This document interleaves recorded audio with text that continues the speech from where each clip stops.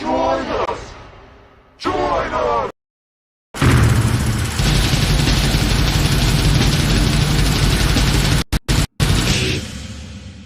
What's up, ladies and gentle cars, and welcome to episode 130 of the Shadow Kvlt podcast. I almost slipped up, but thank God.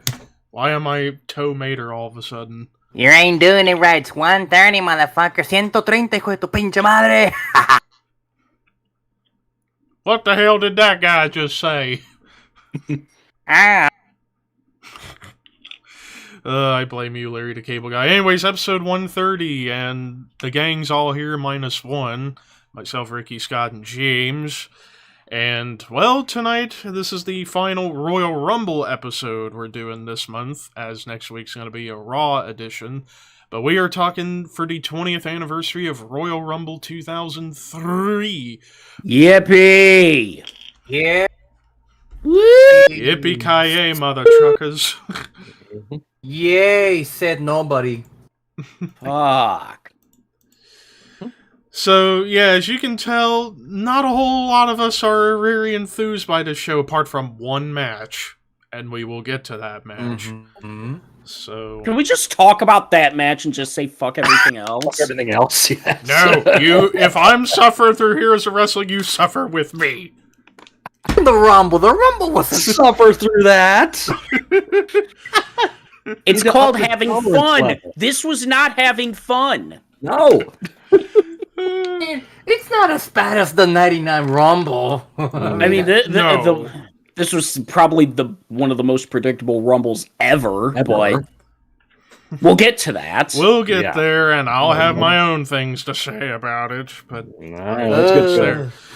But anyway, so yeah, Start us Royal off. Rumble 2003 from the Fleet Center in Boston, Massachusetts. The same place of one of the greatest WrestleManias of all time, 14. Wicked pisser. Take a wicked yes. Pepperidge Oh, Bomb. yes. Harder. Oh god, that was so good. Anyway, so for this show, he had an attendance of 14,712, which was higher than the attendance of 2002, and the fourth highest attended show of 2003, with WrestleMania 19 as the highest.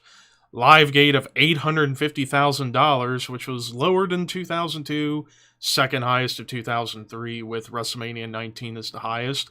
Pay-per-view buys, 585,000, which was lower than 2002, but shockingly, the most bought pay-per-view of 2003. Yeah, Royal Rumble beat out WrestleMania in 2003.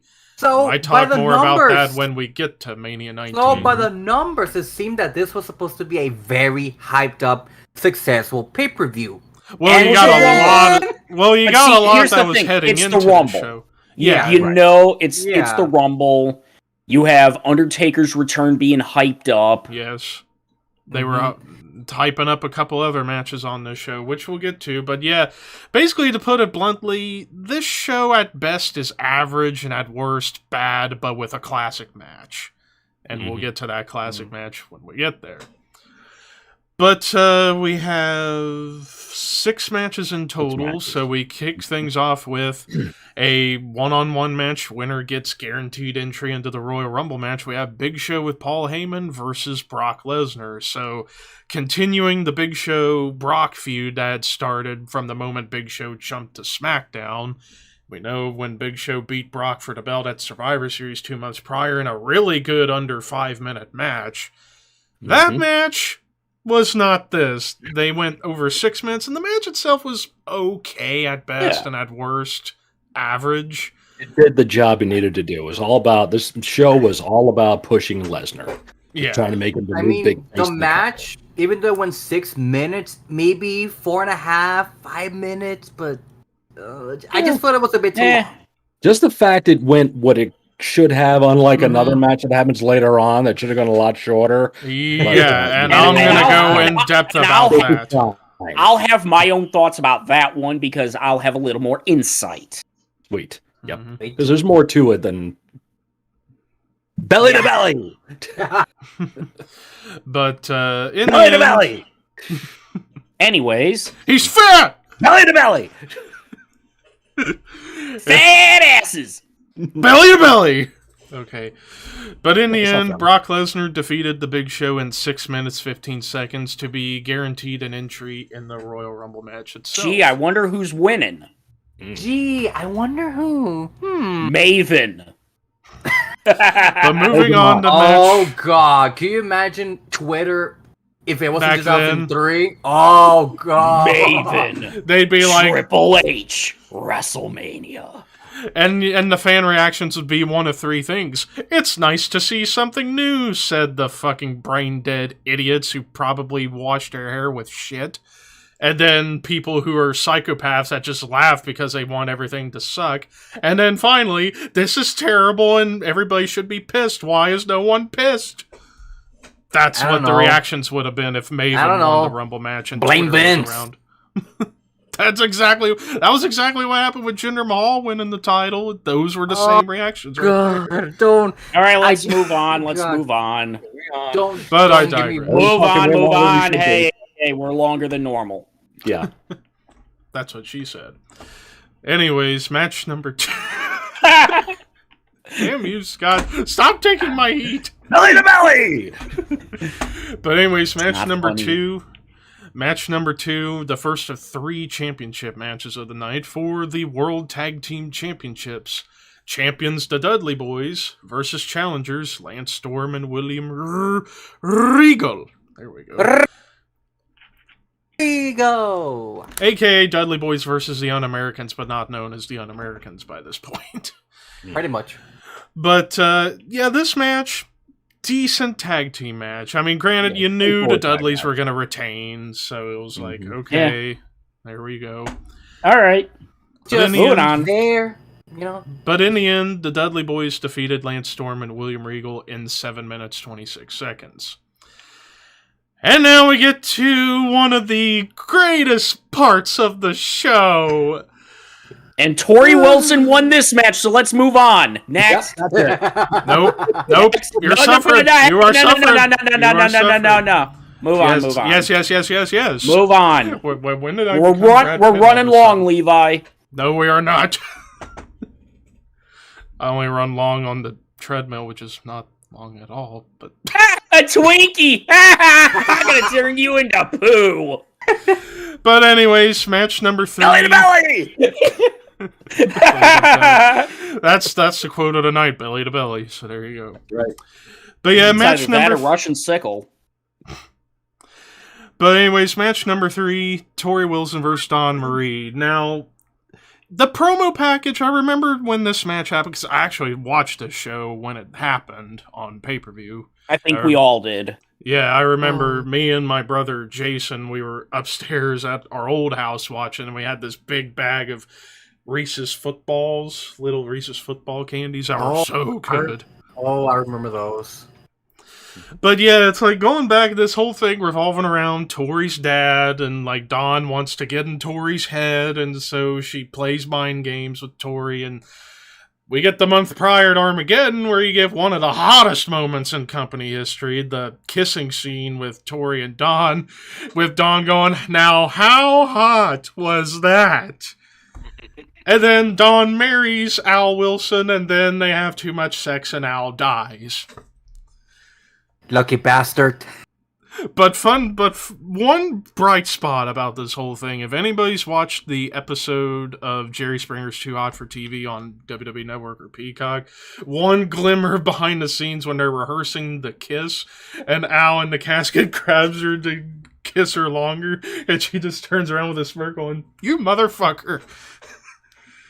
So, that was the only good thing about that, because then the whole funeral thing, one of the most uncomfortable segments in the history of the company, especially now considering Al actually passed 4 years ago, just before Tori went into the Even Hall of the Fame. day before or something like that. Yeah. Yeah, like a day or two prior, which... whew. It And was then like we get... Attitude Era was over, people. There was no reason to do this shit. Gee, I wonder who was booking this. Bro. No. Bro. No, wait, no. Easy dub. Damn it! Easy This is dub. good Easy shit! dub. No, it was Ladies and gentlemen, my name is Paul Heyman, and I am the head writer of SmackDown. And you know what we need? We need a stepmother and stepdaughter match. Yep.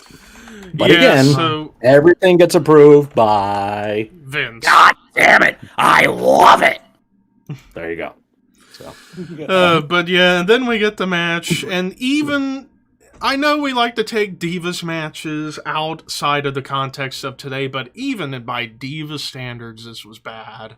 And it just, the whole feud and the build-up, it was uncomfortable, and it's like, why are we watching this? Moving on. Like, just, why? I think we've talked about more longer than the match We have talked about the match longer than the match was. Yes, we Yeah, have. because in the end, Tori Wilson defeated Dawn Marie in 3 minutes, 36 seconds. But oddly enough, that's not the worst match on the show. Oh, no. Oh, Oh, no! no. That's No. coming up next. Up Yeah. next, match number 4 in the second of 3 championship matches of the night. For the World Heavyweight Championship, we have champion Triple H with Ric Flair versus challenger Scott Steiner. Now, before we dive into this, so we rewind a little bit, rewind to end of October, early November. Scott Steiner's getting ready to return to the WWE. And the bidding war over him between Raw and SmackDown. And it looked like initially Steiner was going to go over to SmackDown, but he offers to go to Raw if he gets a title shot. And Bischoff gives it to him. And here we are. Now the promo package, really good promo package, all things considered. And it made you think this is going to be something that you'll remember. Something you'll talk about for years to come. And, well, both things happened, but for the wrong reasons. So a bit of context here. Okay. Scott Steiner dealing with some foot issues at this point. Drop foot syndrome, nerve problems. He's been dealing with it since the end of WCW. Triple H had a partially torn quad that he tore at the Armageddon pay-per-view. So both guys are injured heading into this match. So yeah, there is that context there that doesn't get talked about a lot, But still, 17 minutes. One of the worst world title matches in the history of the company. This was... bleh. And it's the like crowd when... only turns on this match Mhm. because they're excited for it at the beginning, but by belly How many to belly to bellies? How many? Yeah. Scott Steiner was... 3,263 divided by 33.3%, multiplied by the coefficient of pi divided by diameter. So way too fucking many. 33 2/3 chance. My 66 and 4/3 chance, and I got 1,242,000 chance of hitting a belly to belly. Safe to say... That. Safe to say, Scott Steiner was Suplex City before Brock Lesnar on this night. Well, okay, to be fair, I mean, that's what the Steiners did. They just Yeah. suplexed the fuck out of their opponents. Same with Taz. But yeah, But it's it's like, one of those things where they should have known both guys are hurt. Let's try and do about a 7-8 minute match. Yeah. It'd be one thing to do a DQ finish. Whatever. Don't go almost 20 minutes. yeah. And also, looking back on all this, it's like, yeah, Steiner shouldn't have won the belt, but for crying out loud, protect Scott a little bit, because after all, what's the Paul Heyman philosophy of pro wrestling? Accentuate the positives, hide the negatives. Accentuate Steiner's power and ferocity, hide the fact that he has a foot problem. But instead... Totally exposes him.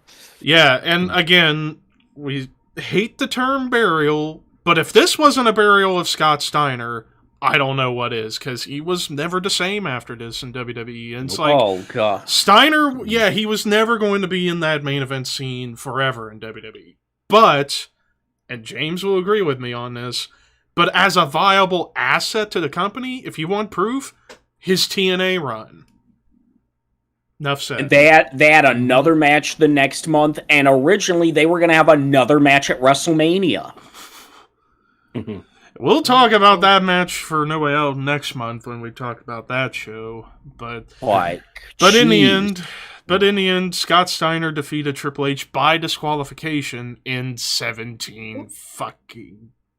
What the fuck? But now on to the classic that we keep talking about. And up next, match number 5, the third and final championship match of the night for the WWE Championship. Champion Kurt Angle versus challenger Chris Benoit. So, interesting build, because, you know, they were feuding in September. They had their match at Unforgiven, which was another great match. Then afterwards, they get paired together in the SmackDown Tag Title Tournament with the whole notion that if you fight each other, you're both fired. They win the tag titles in the tournament at No Mercy, and then drop them to Edge and Mysterio. Then they have a classic 3-way with the Guerreros at Survivor Series. Then the team quietly dissolved as Kurt turned back babyface briefly to beat Big Show for the title at Armageddon the month prior, only to turn heel again. Because Paul Heyman bought the rights to Kurt Angle. So yeah, Paul Heyman went from Brock to Big Show to Kurt. It was the 2002 version of Sunny. Think about it. It's true.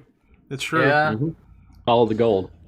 So, But yeah, it's like watching the promo package. It was like, yeah, it's Benoit in the match, but they were focusing a lot on Brock in that promo package until the end when they started showing Benoit more. But because I wonder what this show's all about. I wonder who's winning the main event. A bit of a foreshadowing, perhaps. However, but this match, holy take nothing shit! the fuck away. Oh my god! God. it's like the match they had at WrestleMania 17 was the groundwork, and as time went on, blah. I will say this. This is the match and the reaction to post-match that launched Benoit to that spot the following year. Yeah. Got it. This was it, because, you know, Benoit was always on the cusp of that next level. This match. This is the one that got him there. Yeah. I remember watching this pay-per-view in real time, and my wife was on the phone with a friend of ours, and her husband also, I used to know in the wrestling business, and he was thinking about getting the pay-per-view. So I was giving updates as I'm watching it, and she's on the phone. Opening match, you know, okay, yeah, Brock wins, big deal. A tag match, yeah, and then the women's match, and she's like, how's it going? I'm like, God, I think I waste my fucking money tonight. Minute this match is over, I got up, walked over, I said, tell him to get the fucking pay-per-view. It's like, he needs to see this fucking match. For one match only, pay the fucking money, you need to see this. I remember years ago when I bought the History of the WWE Championship on DVD. I've always heard about the match. This was before the WWE Network. This was before you can find it on YouTube. And you go through the entire matches, and this match came up. I was like, 2003, Benoit Kurt Angle should be a great match. After the match ended, I was like, I rewatched it again. Like for 3 times in a row. I was like, how the fuck? Like, dude, this is fucking amazing. I can remember being like, give it a year, Benoit's gonna be the champion. Sure as fucking shit. 15 months later, he was the world champion. Yeah. Mm-hmm. Yeah. And it's one of Kurt's favorite matches. He's mentioned many times one of his favorite matches, Benoit. Yeah. And like the fucking crowd, holy fuck, they were into this match from beginning to end. Oh yeah, the crowd was hot, especially being a Boston crowd. You know how Boston can be. That's a WWF main city. Right. Mm-hmm. From back in the day. Always been a major selling area for the company, so yeah. Mm-hmm. And it's one of those, he didn't go over, but he got over. He got over. Right over. Mm-hmm. Because Kurt won the match, retained the belt. Mm-hmm. But post-match, the entire crowd standing ovation while Benoit's music is playing. And somebody must have made the audible to Kurt, like, get out, leave Benoit in the ring. Oh, okay. And then he's allowed to get that. And like you guys just said, that was the moment that got him through that glass ceiling to say, you know, we got a star here. You know, I'm thinking we're going to give the belt to him at some point. Knew he was somebody special. oh yeah, Vince. Oh yeah, I remember saying that. Oh yeah. Bruce Richard kissing his ass. That was Johnny Ace. That was Johnny Ace. You know. You sure? No. You sure, Ricky? You sure? How can you confuse I John know. Laurinaitis to Bruce Pritchard?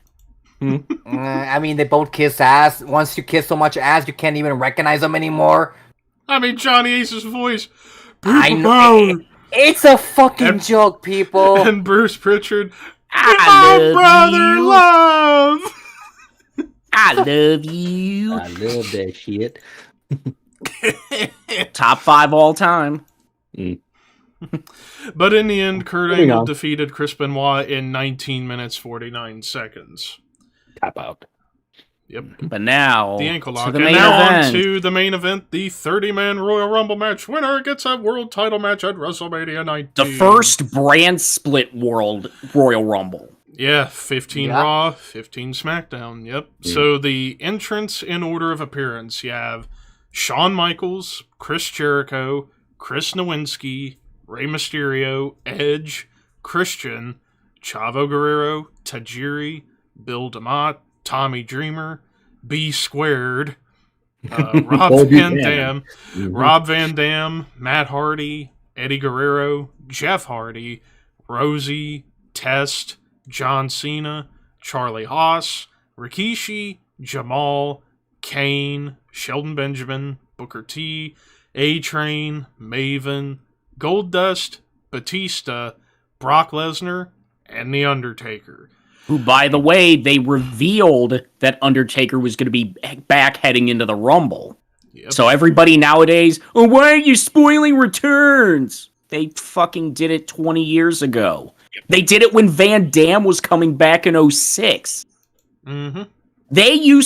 I remember a time where they used to announce every single person who was going to be in the Royal Rumble match about a month ahead of time. Mm-hmm. We have a generation of wrestling fans who all they know is surprise, and that's what the Rumble is. No, the fuck it ain't. But yeah, during the Rumble match itself here, I mean, they were building up a lot and helping to this is a establish a ton transitional- of Yeah. guys. This is a total transitional period with this Royal Rumble. There's so many big names. Like in right in the very beginning, they're building Shawn Jericho and did it Jericho. so well, so So well. well Like done. Yeah. Jericho entrance. Nope, it's Christian. Jericho attack, bloody Shawn. 2 minutes in, Shawn's Throws them out. out. Yeah. And Jericho Yeah. goes on to be the MVP of the match, Right. the Iron Man He's in the and the Rumble. The Iron Man. Dominator. He was 39 minutes and 6 eliminations. So Before Jericho- Shawn comes out and is the Okay. reason for Jericho's Yeah. elimination. yeah, That and then happens. and then one notable like ouch moment. Oh, the Nowinski spot. Nowinski when Ray Yeah. and Edge are doing the double double missile drop drop kick. kicks. Yeah. Edge went too late. Nowinski down. Yeah. Edge landed right across his On his- nose, breaking his nose. Yeah. Like, It was like, whew. So for those who wondered why Chris Nowinski had a face mask on for the next several weeks, it was because of this match. Yep. But yeah, a lot of guys got some really cool shine here, like RVD, even Matt Hardy being in there almost all 30 people, yeah. minutes. Yeah. Batista, who was brand fucking new to Raw, was getting a big spot in this. John Oh, Cena yeah. wearing Cena, the rap Astros on the way t-shirt. down. The Astros t-shirt with the keeps the Astros Yep. cap. Oh, he was like, dude. Booker T in My there, style's and like a Booker T. swollen penis. You can't beat me. It's funny to think Eddie's old theme, like, it doesn't Yeah. sound. Yeah, it still feels sounds so weird at this weird. point. Yeah. Yeah, it sounds so weird.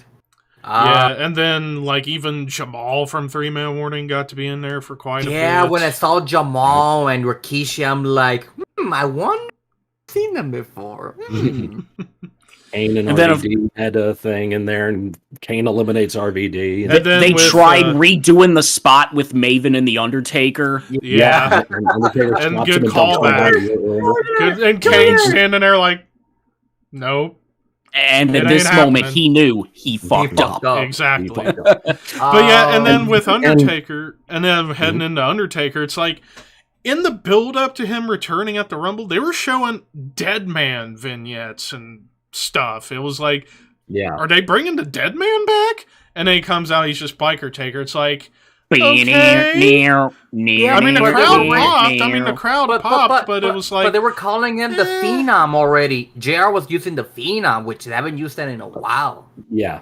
So eh. But So they it were was like- teasing the Phenom was Dead an Man old there, They were which teasing it.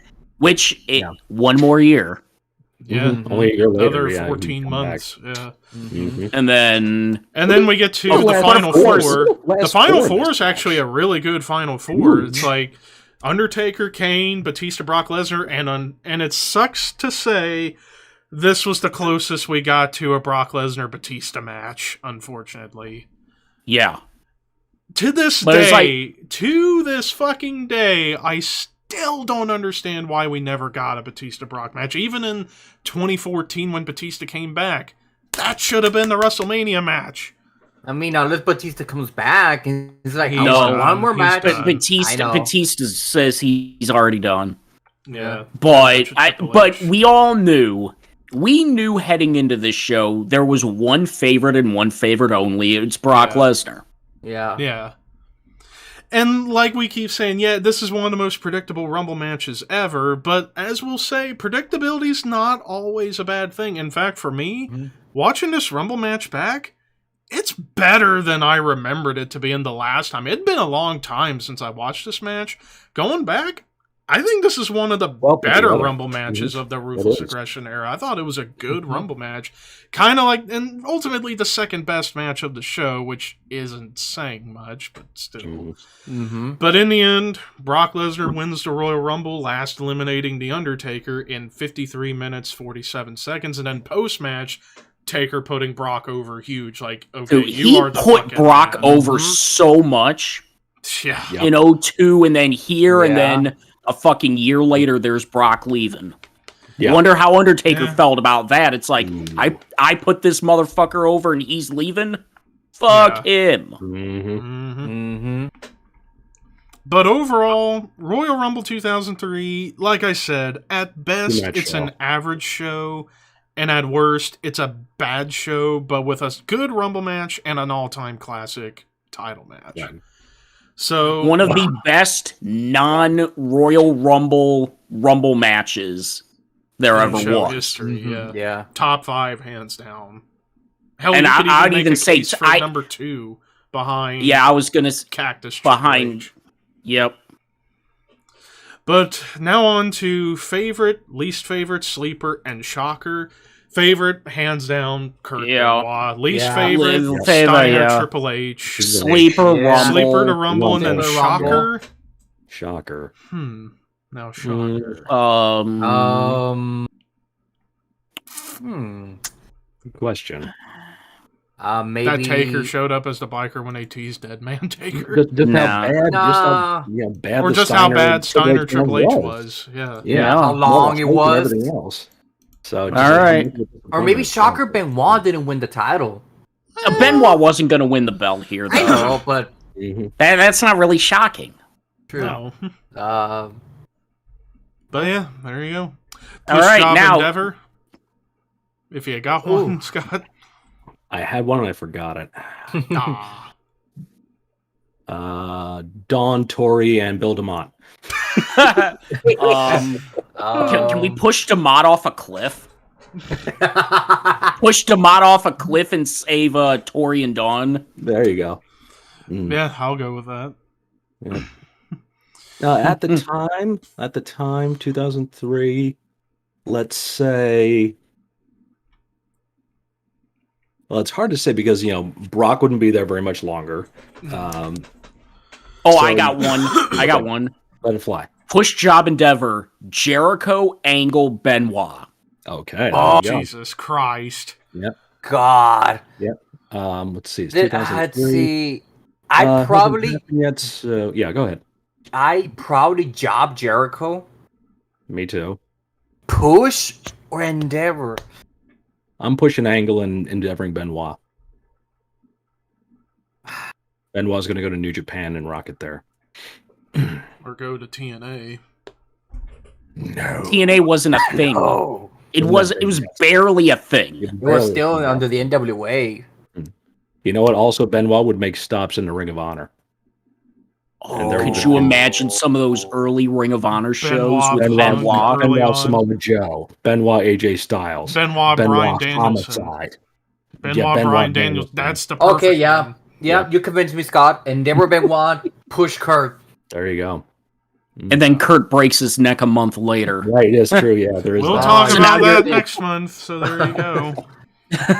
Foreshadowing the next one. So instead of Kurt, put Rey Mysterio in there, I guess. Ooh. Instead, and push Rey.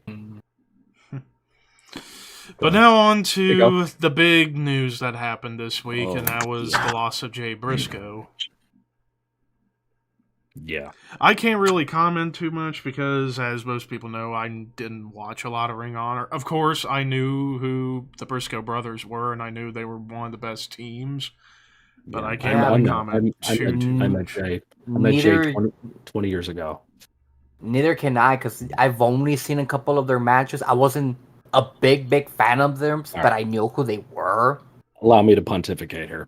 So, talked about this before. I did Ring of Honor Ring Crew for a short period of time, 2002 and 2003. Met Jay way back in that time, and right after I heard about him passing, of course, Walter, the Angel of Death, I love him to death, but he's always the guy that tells me who somebody dies first. And I was like, Jay Briscoe died, what the fuck? And I'm thinking, how? What? And then a car accident, and then the word comes out, and his kids were in the car, and the woman who hit him died too on impact, and just everything that just went down with this. And if you have the time and can stomach it, I mean, emotionally, listen to Jim Cornette's 1 hour talk of this. I did, and I had to hold back tears, like, because I started listening to it at work, and I had to stop. 3 minutes. 3 minutes in, and he was already like, choking up. Yeah. So it's rough. It was hard. It was hard. So I did the Ring Crew back then, and got to meet all these guys, and Jay was there, and Mark was there. And at the time, Jay was 19, and Mark was like 17. Mark couldn't wrestle on the shows yet because he was too young. The first ever Ring of Honor show ever. Who's the first match? Jay. Yep. Jay in red? Is it Jay in red? Yep. Jay in red, and Mark was in his corner, and That's Mark right. couldn't work because he was 17. Exactly. Because it was in Philadelphia at the Murphy Rec Center, and Pennsylvania has a state athletic commission. I'll tell you a story about athletic commissions in a minute. But so met Jay, and it's just kind of in passing. How you doing? How you doing? Nice to meet you, and all this stuff. And I remember there was this part. The Murphy Rec Center was just basically a recreation center. It was a big basketball court. That's where the ring was set up, and the whole show happens. There's no entranceway at this time. This is Ring of Honor in its infancy. So all there is a curtain over a door. And when you come through the door is like a little open area that goes downstairs into a huge area that the locker room was. It was just one big area. So, and you look around, there's like, there's Danielson, there's Christopher Daniels, there's Joe, there's Punk, there's all these guys. It was like crazy. So I was kind of walking in and out there, making sure I would have to do security and make sure the ring was good and all that stuff too. So I'm walking up the stairs, and I see Jay, and he had just had a match, and he's sitting there. He's like this. He's like huffing and puffing. I'm like, okay, well, he just had a match. Like I said, of course he's going to be a little tired. And he turns his head, bleeding, blood all over his face, and it's still going. I'm like, what the fuck, man? Like, somebody better check on him. So I try to be like, you doing okay, bud? I try to be like that. Oh, yeah, man, I'm good, man. Well, thanks for checking on me, man. Shaking my hand, all this stuff. Like, okay, I'm just making sure you're cool. But, yeah, I'm good. Thank you very much. He had to do a run-in. Blood on his face, blown up, and he had to do a run-in in the match. That's why he was sitting there. I was like, oh, shit, I didn't know about the run-in. But the fact that he's still bleeding and, like, so still hyped up from the last match. I'm just checking. You okay, man? He could have done, like, yeah, I'm fine. Like that. Like, no, oh, thank you very much. You're checking and shaking my hand, all that stuff. Shows you right there what kind of a really nice guy he was. And he was. And so was Mark. They're both crazy. In a good way. They would go on to become tag champions of Ring of Honor. Jim Cornette would manage them to win their first tag titles. So Jim has always had a special place in his heart for those guys. They had a match against each other in Ring of Honor. It was at the anniversary show, February 2003, at the Queens Elks Lodge. I was there. And they just tore it up wrestling each other. But 2 years prior, and this is the Athletic Commission story I wanted to tell. 2 years prior, 2001, Combat Zone Wrestling jumps on the indie tournament bandwagon that ECWA started with the Super 8 tournament that they had every year, where they get the biggest names in the independent scene, put them in a tournament. Loki won one, Christopher Daniels won one. So it was a really big deal. And 2001, the way the tournament goes, it happens. Mark Briscoe versus Jay Briscoe. They're just starting to get notoriety. They have this match. Jay is 18, Mark is 16. Because it's in New Jersey, and New Jersey has no state athletic commission. So all bets are off. These guys go out there and had way better of a match they shouldn't have. And I wish it was out there for people to see. And I used to have it on tape, and I don't think I have it anymore because now I really wish I did. And I'm sure you can buy it like through RF Video. But I mean, they go out there, and these are two guys that basically trained themselves when they first got into the business. They watched wrestling. They would go in the backyard, and they would mimic everything they saw on television. They were watching Japanese stuff. Eventually, they would actually get trained and would take advice, because there's a lot of guys nowadays that don't want advice. These guys were always because they were both football players. They were both amateur wrestlers. Highly coachable, which is what you want for being an athlete. Someone to listen, yes, sir, no, sir, whatever you need, sir, get it done and execute. And that's what these guys were born and bred to do. So that match they had in 2001 really set the wrestling world on fire on the independent scene and really put them on the map, to where a year later, when Ring of Honor comes around, they got an open invitation and they're in. Eventually, they become a tag team and they help evolve tag wrestling from 2002 to 2022, and it will go beyond, of course. So they are a definitive forming building block of the kind of tag team wrestling we see now. The three matches they had with FTR last year, highly regarded as one of the best storylines, angles, series that has gone down in years. Every match they've had with the Bucks, they can get a good match out of the Bucks. That takes a lot. Tag matches they've had in Japan. One of my early favorites is those two against Austin Aries and Roderick Strong from a show called ROH Unified, which was in England. If you could find that one, watch it. It's amazing. One of my favorites, probably arguably the greatest ladder match in the history of wrestling, them versus Steen and Generico, the first ladder war, Man Up. A match so violent, they said they'd never do another one. 9 ladder wars later, we're still seeing them. But from this match, we saw the post match with the debut of the Age of the Fall. Oh, that's right. Where they were hanging Jay by his feet and he's dripping blood, and Jimmy Jacobs with the white suit and it turns red. Mm-hmm. Speaking of blood, Jay has the infamous cage match with Samoa Joe when Joe was on his strong Ring of Honor World Championship run, and that was the night that Jay bled buckets. I mean, it was legit like squirting out of his head. It was very uncomfortable to watch for people back then. I wasn't at that show, and I wish I was, but he will. There you go. Yeah. You got it, man. Yeah. So I mean, everything these guys did in the ring will never be forgotten, and the impact they had in so many people showing outpourings of emotions and condolences and love for his family. Another fun story. At the same show I mentioned before, the first anniversary of Ring of Honor show in Queens, where they wrestle each other, the Briscoes always liked to travel with their family. And they were younger, they traveled with their parents. And I remember going in the parking lot of the Elks Lodge. Car. Huge fucking pickup.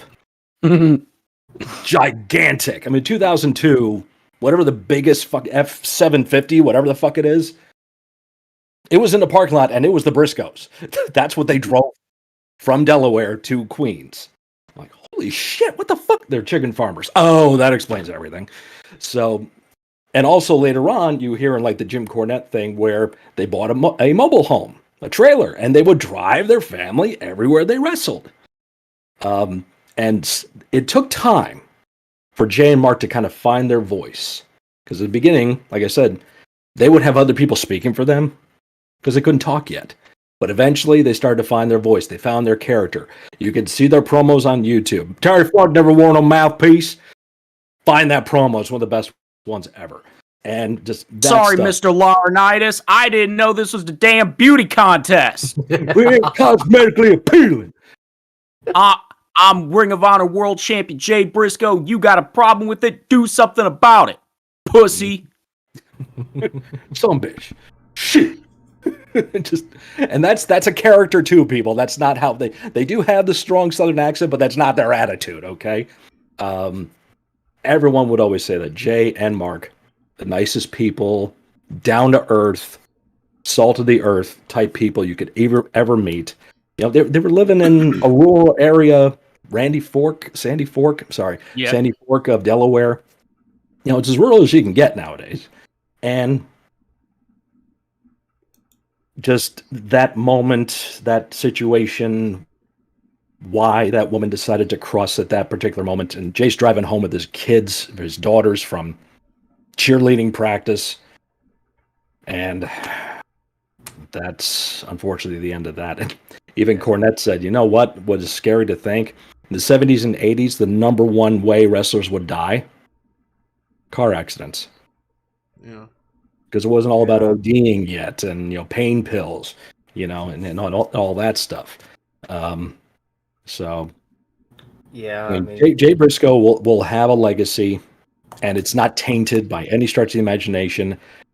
Warner Discovery, whatever, you fucking people need to lighten your shit up and let go of it, okay? It was one tweet years ago. He apologized. It should be over and done with, swept under the table. When I saw that Warner Brothers Discovery blocked a tribute show, I'm like, what the fuck? Yeah, you allow some slap fighting league right afterwards with a guy who slapped the hell out of his wife, but you won't allow a tribute show for a genuinely good person? Mm-hmm. That's so hypocritical. Like, really? You're allowing, like James said, somebody who slapped the fuck out of his wife, but not have it treated for one of the kindest, sweetest, most genuine... And not even just that. They've allowed Nick Gage on AEW. They allow Sammy Guevara to still be on AEW. They allow Darby Allin to still be on AEW. And if you don't know, search Speaking Out. Yep, you'll see it. Mm-hmm. But fucking hypocrites they are. Fucking hypocrites. And it's one person. It's nobody in AEW. It's nobody in the wrestling world. It's one person at the fucking network that has a bug up their ass that won't allow it to happen. And it's a goddamn shame. And thankfully, in some cases, Tony Khan had bought Ring of Honor so he could give it some exposure and have these guys get their names out there because, you know, Jay and Mark, never in WWE, never really part of any major promotion that had strong television. They were basically an independent tag team. Minus a year and a half where they were gone from Ring of Honor for like an injury or something. They were in Ring of Honor for 20 years. They were a backbone of that company. Like, and Mount Rushmore of that company. Yeah. Absolutely. And it's like, as good as Jay was as a tag team, he was a hell of a singles as well. Mm-hmm. Like, I'd make a comparison to a Bobby Eaton. Hell of a tag wrestler, hell of a singles wrestler, but a hell of a human being. Yep. A natural. You know, a fucking prodigy. Both of them. And the fact these guys got their dad to be in a tag match with them, for God's sake. And he got over in New York in a crowd where it's like internet people are like, oh, they're allowing their dad, but it's like in New York of all places, Papa Briscoe got over. And that guy got to the top rope and did the fucking hawk clothesline and all that stuff. And then Cornette told him the story. They were trying to pay him. He wouldn't take it. No, take the money. No, I don't need that. It's okay. You can take that. Like, that's where they get it from. So the other funny story I was mentioning before, if you find the footage of the match I spoke of earlier, Jay Briscoe versus Mark Briscoe, Ring of Honor first anniversary, that is on YouTube, the full match. I definitely recommend you find it. There's shots of Mark and Jay's parents in the audience, way up in the top of the Elks Lodge there. The dad's like, look all intense, and the mom's like this. Two seats over. It's my wife. My wife is sitting right there, and she was listening to them too. And she was like, the dad's like, "Yeah, get in there," and the mom's like, "She not want to see these boys hurt each other." And if you get a chance, check out the fight at the farm. Oh, from yeah. from a couple years ago. Yep, get out. Yeah. And another thing I like about them, they were portrayed like real brothers. They love each other, but they'll kick each other's asses when they need to. Right. Mm-hmm. Yeah. Man up.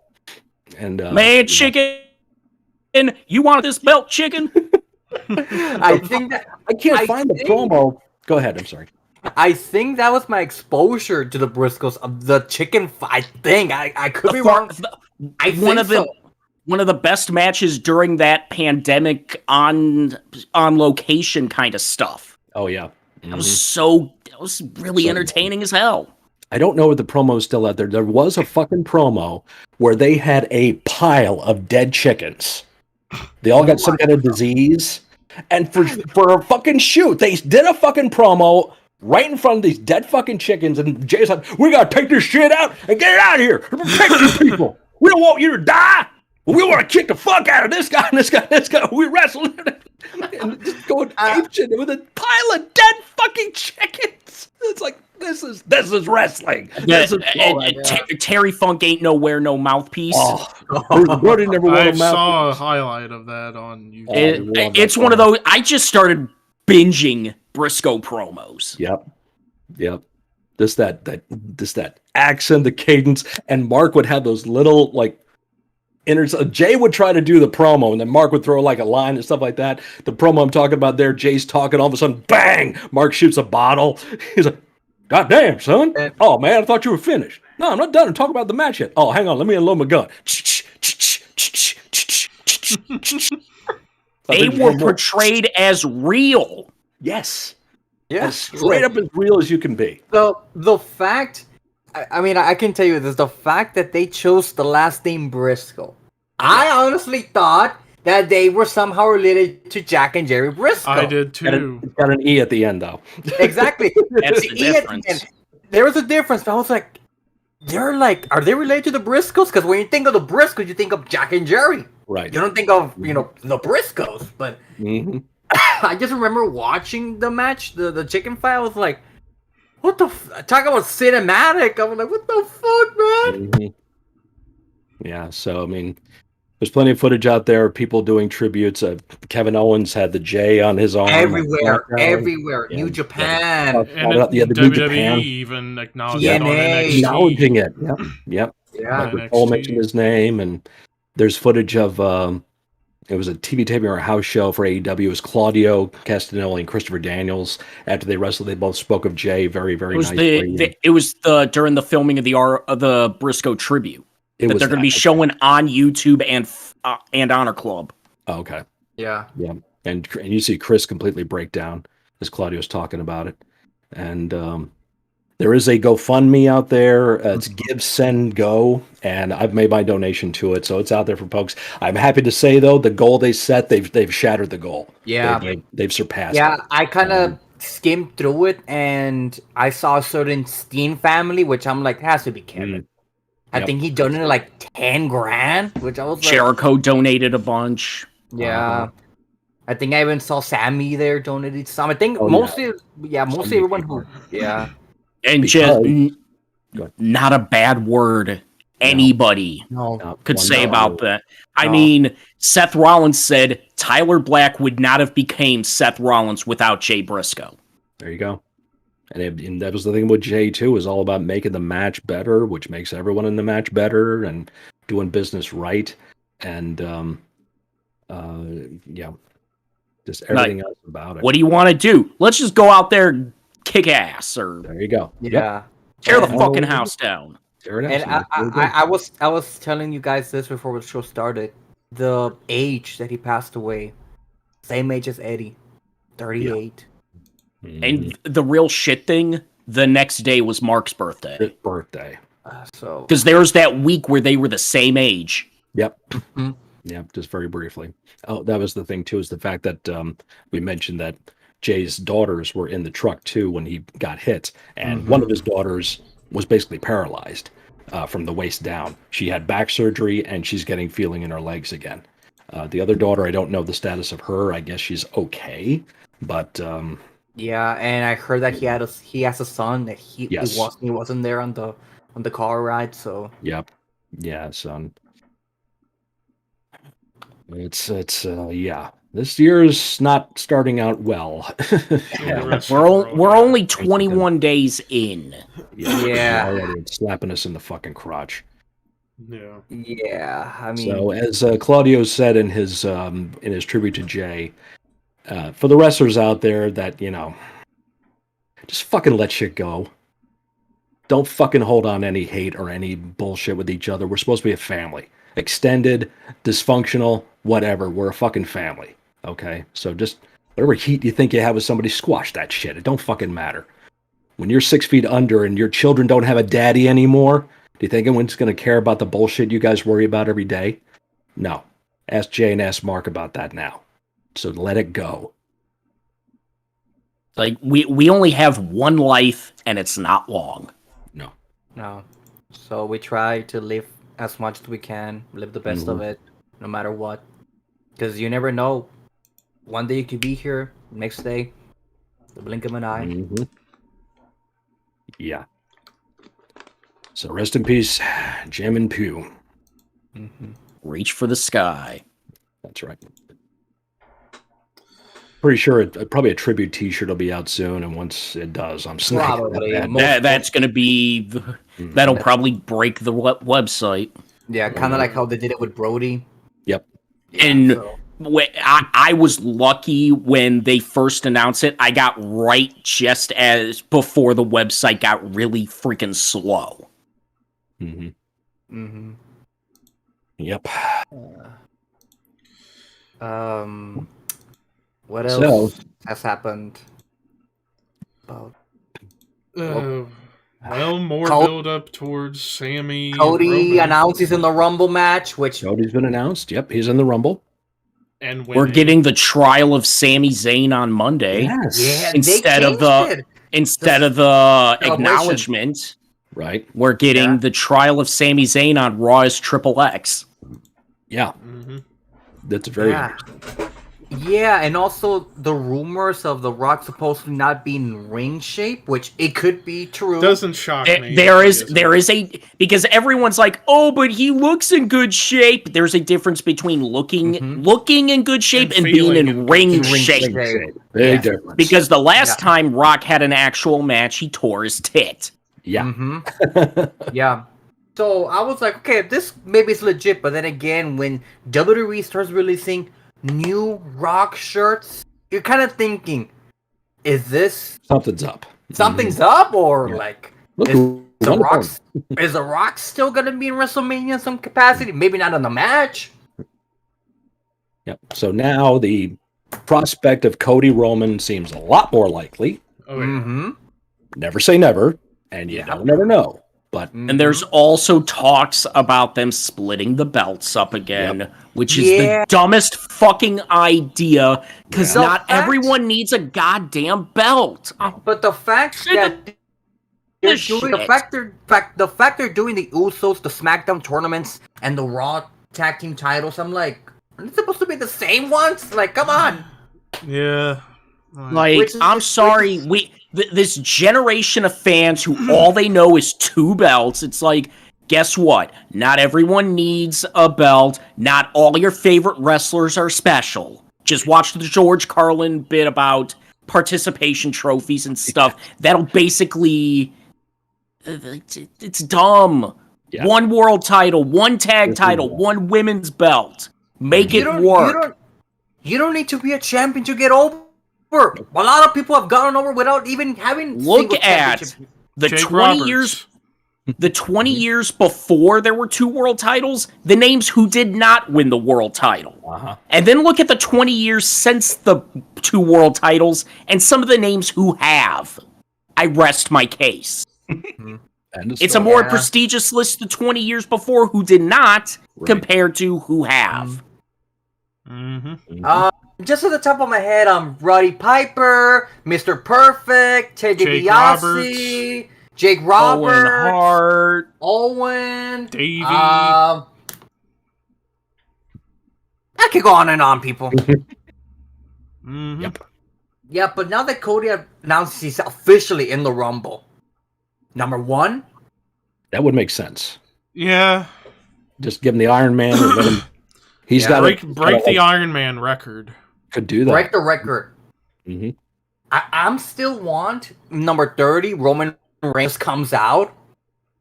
I mean, Roman's like, no one's gonna challenge me. I'm gonna win this and go WrestleMania by Probably, myself. I would guess right now, storyline wise, make it Solo. Because if you had Cody like go through, if Cody was one, and you had him go through everybody, and he gets to the very end or whatever, and Solo's 30, fresh. That's your final two. That's your final two. And then Cody dumps him out. Mhm. And He's made. what about Sammy? Sammy would be in there. It all depends what happens on Yeah. Monday. Right. Yeah. Because if they absolutely destroy him on Monday, he's not going to be in the Rumble on Saturday. Right. No. Which makes that, and that's a great out for him. So, because it's Yeah. already going to be KO and Roman. To set up That's- KO and Sammy versus the Usos at WrestleMania. Right. Mhm. There you go. Which makes total sense. Main event night 1. Main event night 1. Main That's event Roman night Cody 1. night 2. I'm happy with that. Yeah. Hell yes. By the way, WWE hasn't been sold yet. There you go. We're still here. What do you mean we bought it? Yeah, we bought it. We didn't tell you guys. We dumped it. We bought it for 20 cents. No, we traded in for 20 different Zev Bell Ringers movies. I traded in for Nikita Lyons. I'm happy with that. Dude, I bought it for a Klondike bar. What would you do for a Klondike bar? Buy WWE. Yeah. But no, we bought it and we destroyed all the master tapes. Evil. Very nice, very even. Yeah, Dude, here is a vat of boiling liquid, and here are some master tapes. You see what we're doing? No, it'll be like, ooh, the re-release of Chris Benoit coming soon on theaters. Oh, wait. Hang on a second. Uh-oh. Oh, please make it stop. I can't take the hideous viewing of these tapes. I'm sorry, but I can't take the infernal shit no more. Into the boiling liquid. Oh! Or the ones that are still tapes. Wait. Hang on. The deed is done. Or it's like the ones that are still tapes. Take the stuff out of it and then just... Yep, it's gone. There's history gone. It was a sled. I just saved you 2 long boobless hours. There goes 1984 through 87. Oh, God. Hulk Hogan versus Iron Sheik intros. Hogan wins. Hogan won the belt and held the belt for 4 years. There, I just saved you 4 long boobless years of your life. Oh, here's Bret Hart, Tom McGee, and it's gone. It's gone. Shawn Michaels Razor ladder match? Yeah, we don't need that. Bret Austin let's- submission match? No, give it to me. Let's see. What is this? I don't care. It's gone.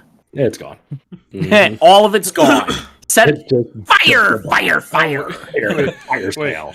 Let's see. Bret Owen Mania 10. I'll keep that Yeah. one. Taker John Gonzalez. Fuck this one. Fuck that. Bob Backlund Bret Hart WrestleMania 11. Definitely fuck that. But seriously, to own that video library, oh my god. I would just love just to even look at it. It's like, oh my god. Just Or to some of look the at stuff that walls. never made air because they let the to see like the original what because we all know Savage versus Flair when Flair recaptured the belt. I wonder what the first match was like. Yeah, I would see the take 1. Mm-hmm. And get the full release of the Hart Foundation Rockers tag title match when the ring. But you know what would be dangerous? Like if some meathead like Elon Musk was to buy that shit, you would have on Twitter the footage of the Rockers paralyzing that guy, because that's never been seen. No. D'Lo Brown and Draws. Draws. You'd see D'Lo and Draws. You'd see that. And Owen Hart. And Owen Hart. Yeah. Yeah. And there's probably other stuff in there too. Oh yeah. The do not view, destroy or So many nip slips. And ass slips. Whoobs. Whoa. In the case of Rosa Mendez, her whole ass was shown once. Yep, that's true. Mm-hmm. But man, I mean, But we would get all the original music before it was edited out. Yeah. Oh yes, please give me the ECW library. I want to hear Natural Born Killers when New Jack comes out. And I want to hear Enter Sandman when Sandman comes out. Yeah. Hearing Hulk Hogan at WrestleMania 1 with not with Eye of the Tiger. Yeah, it was Eye of the Tiger. It was Eye of the Tiger. Yeah. Mm-hmm. Because I remember seeing years ago on like Daily Motion the live version of WrestleMania 1 with Eye of the Tiger Hulk Hogan entrance. Yep. No, even Taker with fucking Rollin' instead of the fucking bullshit they have in later releases. 19. Dead man walking. We get Voodoo Child. Yes. Yep. Get that. Let's see what else we would get.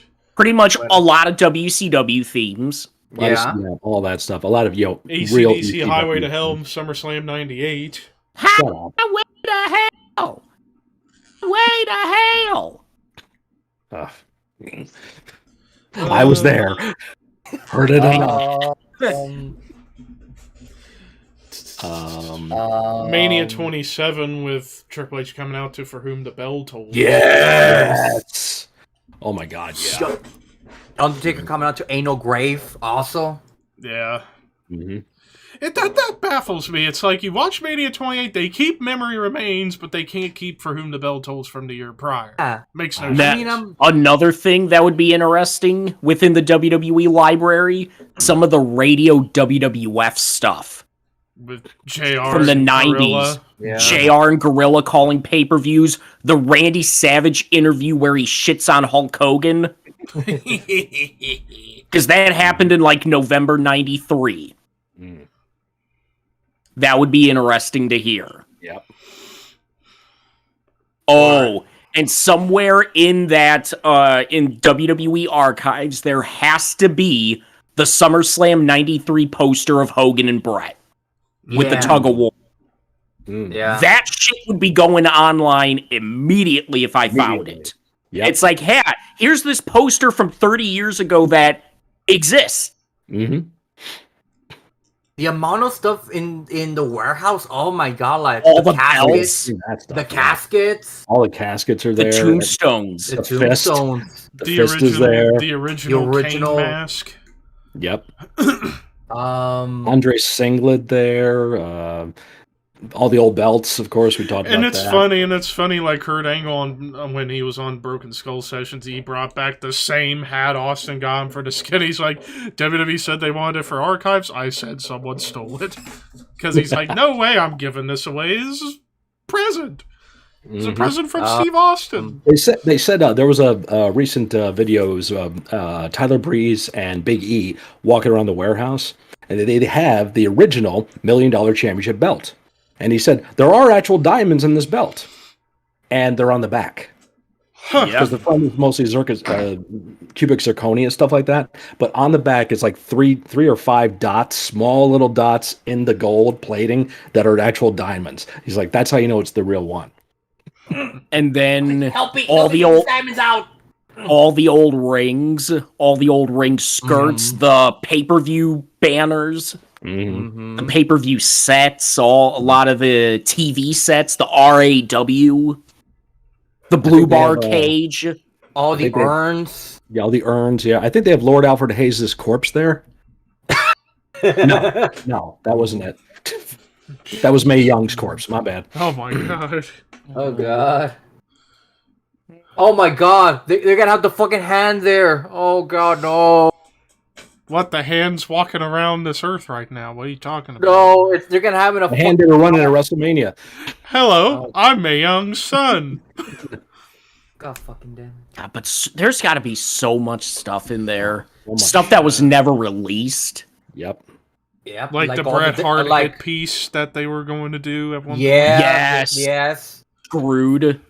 The Bret Hart story.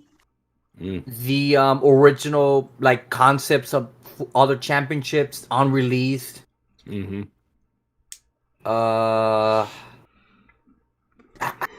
You're Holy fucking crap. poison.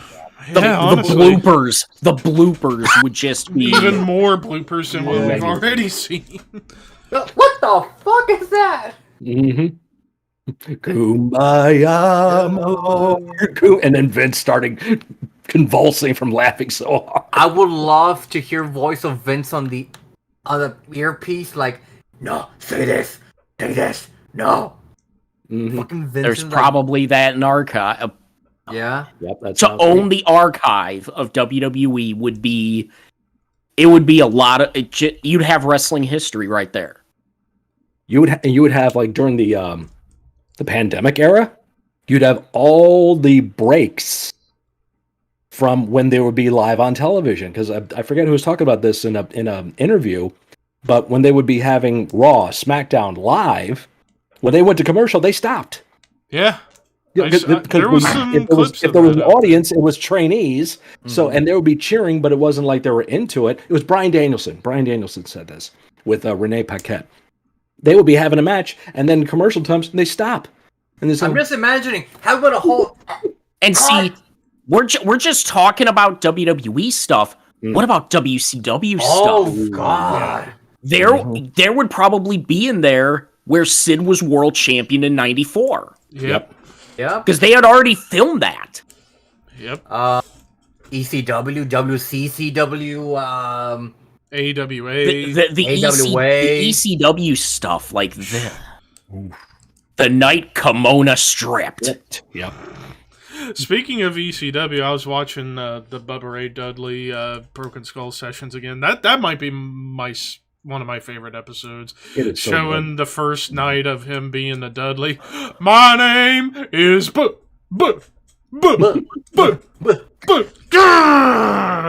Everybody have a pleasant evening. And then just hearing the story of how he got the Bubba Ray name is that apparently Big Daddy Dudley went to West Virginia, and that was the aftermath. and then you look at a case in the archives. UWF. What the fuck is this? They don't That'd know be that. Mid-South. That would be the Mid-South Technically, UWF. South that- version, that- yeah. Not the Herb Abrams UWF. But yeah, but the stuff that's in Do Not View, Destroy, or whatever, that would be You the see, gold. you see Vince Senior's corpse there. That'd be in Vince's one of the sex tape. urns. Vince's sex tape, What's That's what's involved. the lockbox? the lockbox. Yes. Linda's sanity. That's in the warehouse somewhere. Stephanie's first set of tits. That's probably in the warehouse somewhere.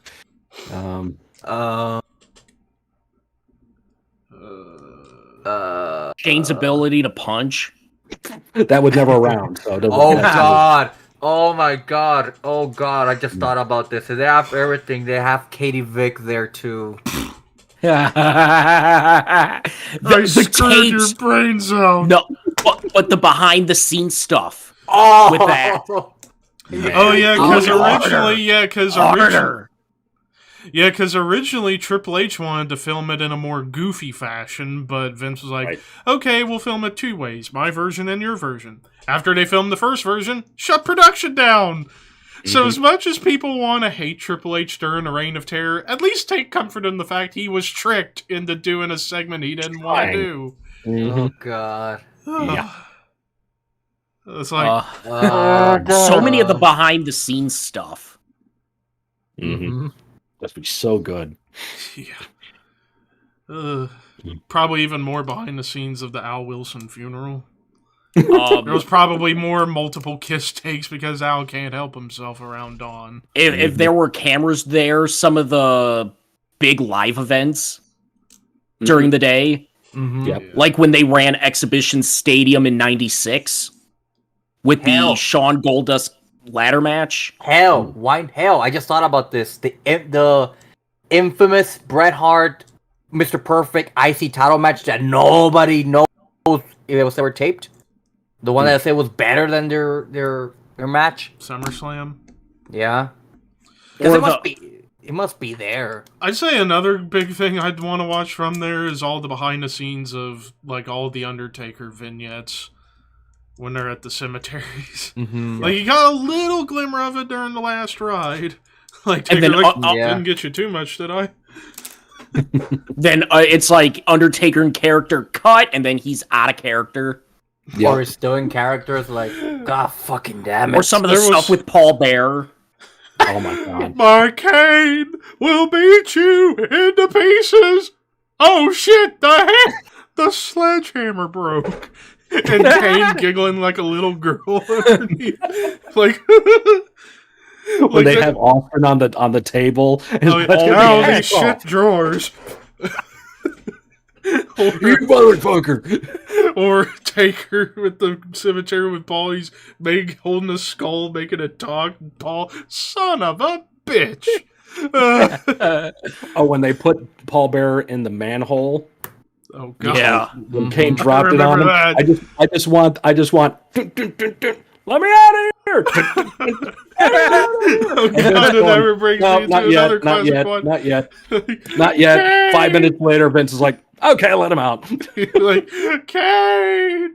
Help me, Kane! Kane! The actual, not grainy footage or anything, but the actual footage of the practice of the concrete crypt finish. Oh, yeah. Yeah. Because they leaked years when it aired, the day of, you had the grainy footage of it, so it's like, okay, we know what's going to happen. Yeah. Fuck that up. Yeah. There's all kinds of videos out there of like the pre-show like voiceover recording. There's like I think of Jim Cornette and like Jim Ross sitting there, and they're like spanning the audience, and Jim Cornette's like, "You see the young lady over there? Is looking quite healthy. Hello there." You're like this other whole banter going on there before the show. Like, God damn, kid, sit down. So, all right, Paul, just another day of the office. Come on, kid. Come on, we got this, Paul. Let's go. Yeah, that kind of stuff. Yeah. Oh god, I'm just imagining Sonny's sex tapes right there with Sean. Must be somewhere in the Do Not Touch. Well, her and Elmo had a sex tape. That's right, they did. On Shotgun Saturday Night. Oh, you know what behind the scenes I want? Val Venus and Jenna Jameson. Oh, That was at Bruce Pritchard's house. Bruce tells the story about it. He does. Or the one with Edge and Mr. Cena. Oh God, yes. with the bad audio that Edge had to overdub improv on TV. Yes, Levi's gone. So much stuff in the archives that's like I want some of that. I want tryout matches. I want like dark matches of people and all that stuff. The pay-per-view pre-shows. Mm-hmm. Oh, I wouldn't even would have seen like the meetings. Like, I'm pretty sure like they must have taped the creative meetings. No, I No, don't think so. No, they never do that. Only for when it's, like going to be on a program, they ever do that stuff. Otherwise, you don't see it. Or you guys just made me think of something stupid when you brought up Sonny and Elmo. I think we know how Tickle Me Elmo was born. So stop touching me, Elmo. That too. Mm-hmm. Okay, behind the scenes, legit footage of the Montreal Screwjob, unedited, the real thing with fucking Davey and Owen and Pritchard. They fucked him. They fucked Brett. Yeah, that whole thing. I want to see that, and I want to see Taker. Yes, Taker. Yeah, that's. Do you think that footage exists? Yeah. There are cameras back there. So, Yeah. The night of it. Backstage at WrestleMania 14 Taker with before the main event Sean. with Undertaker putting the chair down and taping and up, waiting. And wait. Hey, Mark, what are you doing there? I'm waiting. I'm just sitting. Okay, here Mark. watching the match. Okay. Or maybe there was another one that I had right here. More behind the scenes of the Team Hell No skits. A couple of them they showed on the Untold episode, like one when they were trying to film the segment for SmackDown where Dr. Shelby's like, I see you both have balls, Kane. I would love a behind the scenes after Taker Orton Hell in a Cell when they're coming through the locker room and just see Orton all bleeding like, now we're even, kid. Oh god, and then him probably flipping out when he's told that Bob Jr. had hepatitis C, probably wanted to see, probably like, where the fuck is Johnny Ace? Or, speaking of Undertaker angry moments, at the Elimination Chamber when he got burned. Oh god. Backstage of that. God, yeah. Or just the backstage of the reactions like, yeah, you're gonna get fired. No pun intended. Or the reaction Taker and Shawn had after they had their match in that Triple H and Randy had to go next. Like, good luck. Or like some of the after casket match moments where they wheel the people back. Yeah. We referenced it earlier. Backstage, WrestleMania 20 after Goldberg and Lesnar. Oh god. During Goldberg Lesnar. The whole thing. Fuck the whole match. shebang. I just want to see Vince and everyone in Gorilla just. Taker, I would have loved to see Taker like, fucking asshole, I put you fucking over. And you paying me for this fucking shit. Or. Oh my god, there's so much shit. No, I was gonna say the night 80 won the title, but that's already shown. Yeah. I want to see Albano walking around in the early 80s with a bottle of vodka.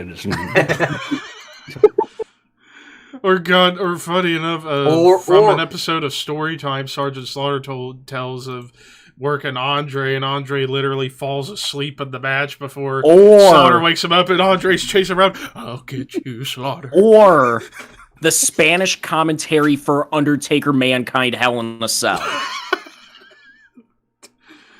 Just anytime the Spanish announce table was taken out, I want that feed. I'm just imagining Just to hear the crash. Sergio's reaction. I mean, he was fucking there. Like, he's fucking. I'm pretty sure he didn't fucking. I mean, did he know that it was gonna happen? I don't even fucking know. Because it became a rib at that point. Yeah. Yeah, because Russo was always about breaking the Spanish table all the time. Mm-hmm. And it's been that way ever since. Mm-hmm. Or wait a minute. Post Davey and Diesel at In Your House. Oh, where Vince That was the night Vince took the headset and threw it down and was pissed. Mm-hmm. Yeah. I fucking feed after that. Yeah. Or post Bret Austin. Austin coming. Yeah. Yeah. Mm-hmm. Or post Flair and Savage at WrestleMania when Flair. Mm-hmm.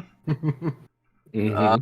Or hear the behind the scenes of Vince and Batista after Batista bladed in that cage match with Jericho in 08 and got fined $100,000. Oh, I got it. Post Royal Rumble 05, Vince actually trying to walk back. Footage of him trying to walk back with two torn fucking quads. Mm-hmm. And you see Edge's reaction like, don't look away. Don't look away. Don't look. Don't go in the hallway. Don't go out in the hallway. Or the conversation between Brett and Hogan at King of the Ring. When Brett told Hogan, go fuck yourself. Yep. The fight between the Rougeaus and Dynamite. Ooh.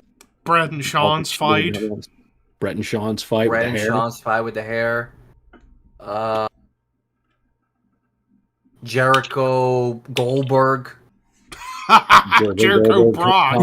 Jericho Brock after SummerSlam 2016. Jericho. Oh, yeah. Mm-hmm. It's like, say what you will about Jericho, but he's one true. Where the fuck were you, Vicky? God damn it!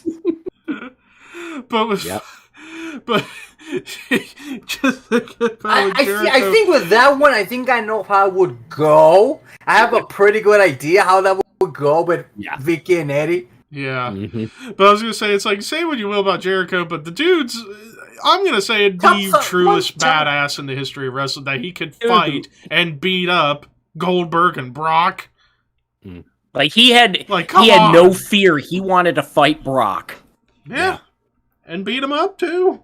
And beat up Goldberg to the point Goldberg gets called in the wrestler's court. And his punishment, having to apologize and admit Jericho's the better wrestler, which, come on.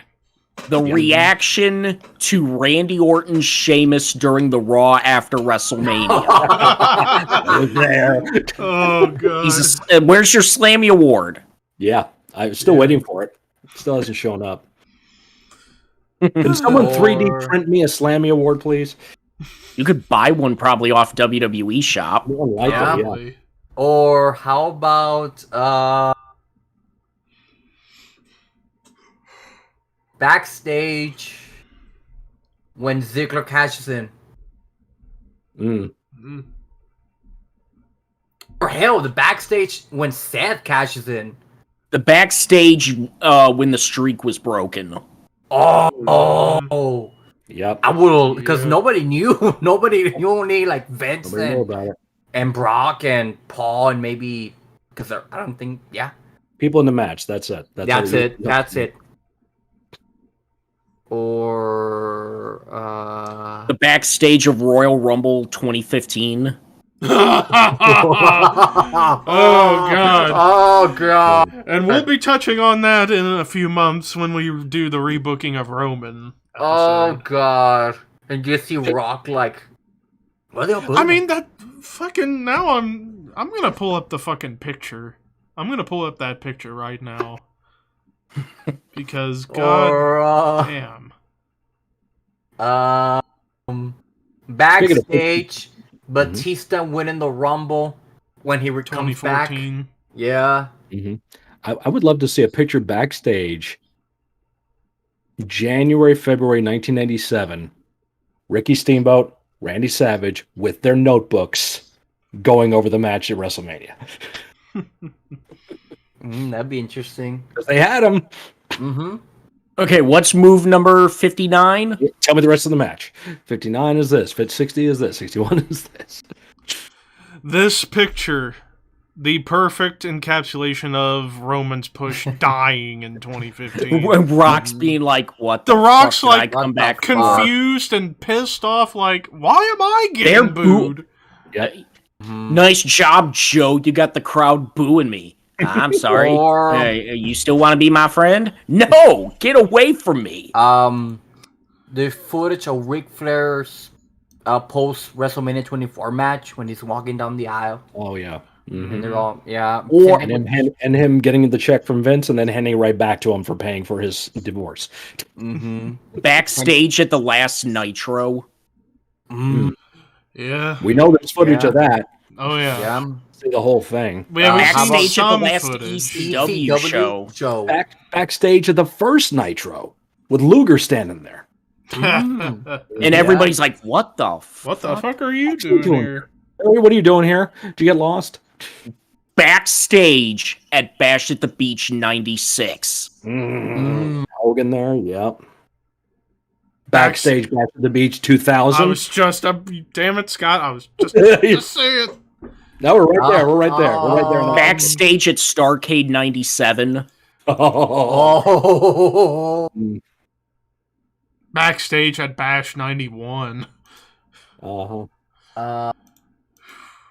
Backstage at Starrcade 86, Nikita thanks the ref for covering his dick. Why did I know that was going to be brought up? Backstage. Oh, there's so many backstage. Because they film everything. Backstage of Nikita Lyons' debut when she did the split. The actual footage of Nails and Vince. Oh, God. Oh my God, that would be... Oh, shit. The actual real footage of that. Oh, God. Backstage after Bart Gunn knocked out Dr. Death. Oh, God. Vince's reaction, like Vince Russo's reaction, Jim No, Cornette's reaction, no, JR's reaction. backstage of Butterbean beating the living crap out of Bart Gunn at WrestleMania. One fucking punch. Oh, Backstage at WrestleMania 10 after Shawn and Razor went long. Yep. And Randy chewing their ass. Yep. Yeah. And it's like, well, you went long too. Very selfish. Well, it's like you went long too. Mm-hmm. And Shawn would have had the balls to say that. It's like, well, you went yeah. long too, Randy. Yep. Backstage after the curtain call. Mm. Yeah. Yep. If there was cameras in the arena that night, that wasn't. There from the probably crowd. was. Probably was. Yeah. Because there is live footage of that. There is. Yep. We just don't see what happens backstage with, with Shawn and with Triple H and. Oh God! Backstage, Judgment Day 04, when Eddie went to shock backstage from the blood loss. Oh, God. Because I mean, because remember, people, he fucking nicked an artery when he bladed. God. Mm-hmm. Backstage of everyone reacting to Cena's bleeding. Mhm. Yeah, anyone bleeding, it's like that stuff. Well, Backstage that with level. a lot of the really shitty matches. Yeah. Backstage of Jinder fucking Mahal winning the WWE Championship.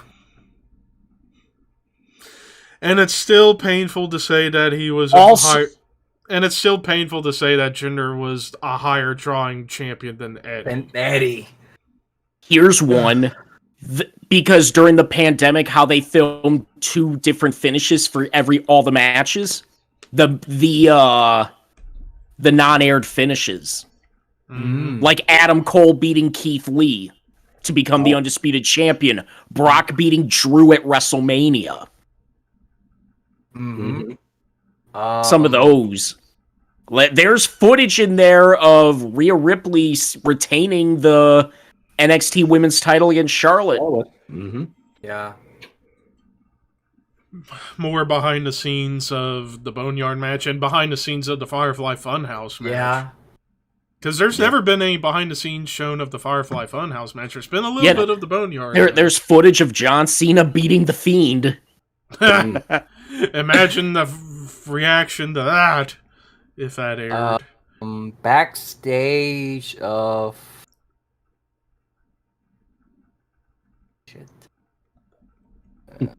Backstage is someone taking a shit? What? Backstage, Jerry Lawler taking a shit whenever, or no, Jim Cornette taking a shit when Brett Shawn had to... No. Speaking of shit, backstage when Eddie pulls up with the fucking waist to Big Show at the ring. Backstage of after Cornette took the scaffold bump. Oh, yes. Oh, God. Backstage after Vince wins the fucking Royal Rumble. You could see that in Beyond the Mat. Mm-hmm. True. Yeah. Same with the I Quit match. It's in there. Yeah. Mick wanted to fucking kill The Rock. Oh my. Yeah. Again, number one reason you don't trust The Rock with a fucking steel chair, people. Backstage during Undertaker versus Undertaker. Ass chewing Brett and Owen for going long. Yep. So much footage. How about? I mean, I'm pretty sure they must have aired some. They must have like taped some of the stuff. Vince's funeral. Oh yeah, that they were gonna do before Benoit happened. Mm-hmm. I mentioned before, like, dark matches and tryout matches. New Jack's tryout. Public Enemy's tryout in '95. Yes. Yep. Or some of the non-title changes, like Warrior beating Honky Tonk Man at a start of a taping, and then it's like at the end, it's like because of this, Honky Tonk Man's still the champion. Mhm. Yeah. The Rockers winning the tag team titles. I Yep. brought The that Miguel up. Bro- The unedited. Yep. When I the mean, I'm not sure if this is in the archives or New Japan. Anoki winning the WWE Championship. I think so. The Rougeaus winning the tag team titles in Montreal. That did happen. So much footage that we just had all to of- have destroyed. All of Ric Flair's championship wings, all 21 of them. In the Yeah. Caribbean and Mhm. Australia and all that. I mean, we could go on, and in Go fact, we on and have on. gone on and on with Yeah. We've been Sonny talking Paul about it for a Sean while. backstage. almost a half hour. The unedited footage from one night only of Sean giving Sonny the finger. Yep, there you go. hmm But anyways, I think now that we've gone down the It's rabbit like Candido. holes, but now that we've gone down this rabbit hole for so long, I think it's a good time to wrap it up in a nice little bow. But a reminder that next week it'll be it'll be a Saturday afternoon edition of the Shadow Cult, and we will be here to talk the top 10 Raw moments of all time. In time for Raw Triple X. Yep. But before we go, it is plug time. We'll start with Ricardo. Richard. Ricardo Alcaraman. Keep going, keep going. I know you got more. Keep going. Ricardo!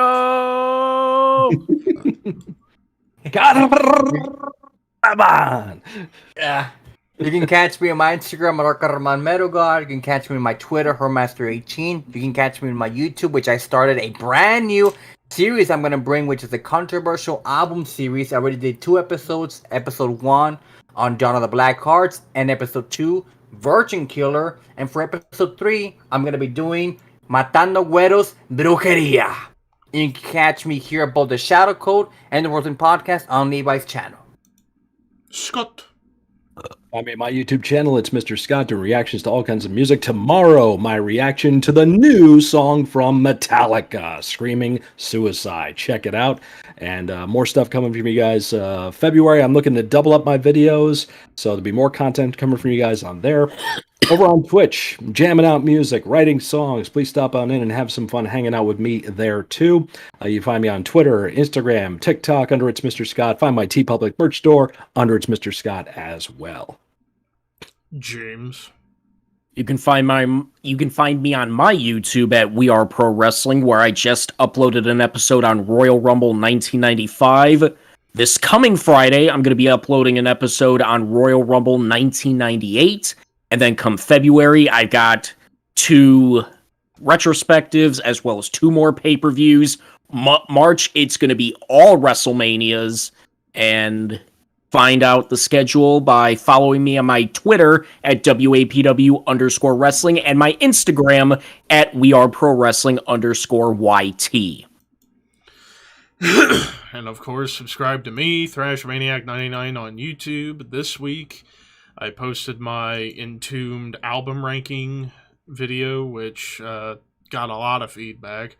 I did my review, of course, of the new Obituary last week, the new Ahab. Yesterday, or actually this morning, I posted my review of the new Catatonia album. Tomorrow, probably will release a review on the new Riverside album. Under the Radar's coming back this week, because there was a lot that came out this weekend. I actually got a special unboxing video coming on Monday, so be on the lookout for that. So that's over on the YouTube side of things. You can follow me on Instagram at ThrashManiac_YT, and follow and or subscribe to me on Twitch at ThrashManiac99. But until next week, horns high, and we'll see you next